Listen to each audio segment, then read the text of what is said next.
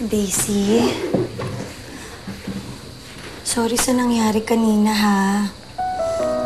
Sorry kung iniwan ka ni Tita Camila. Sorry kung sira pala yung life vest. Alam mo, Daisy, hindi naman talaga kita gustong mapahamak. Kahit kailan hindi ko gagawin yun. Sana maniwala ka sa akin.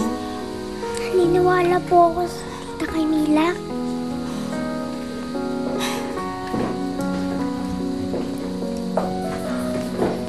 Daisy, andito ang Tita Ivy mo. Wala ka bang sasabihin sa kanya? Tita Ivy, thank you po sa pagligtas sa akin, ha? Don't mention it, baby. Alam mo naman, di ba? Para sa safety mo, gagawin kong lahat ng makakaya ko. Kasi importante ka sa akin. Kayo ng daddy mo. Kayo yung mga love ko, eh. Para sa akin, yung isang pamilya tayo, ha?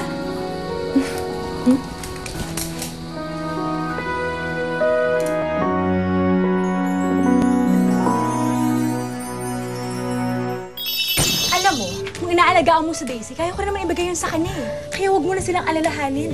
Dahil ako nang bahala sa kanila. Winnie, makinig na lang tayo kay Daddy. Okay din naman si Tita Ivy. Huwag na tayong sumuway. Huwag ka mag-alala, Daisy. Simula ngayon, hindi na ako makikialam sa desisyon niyo ng daddy mo.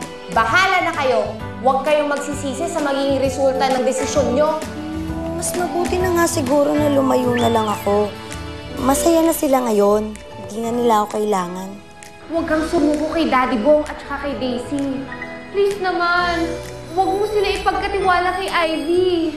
Mas maganda yung scheme ko na butasin yung life vest ng bata na yun. Pero at least ako yung hero niya ngayon, di ba? Oras na para malaman ni Bong kung anong tunay na kulay ng Ivy na yan.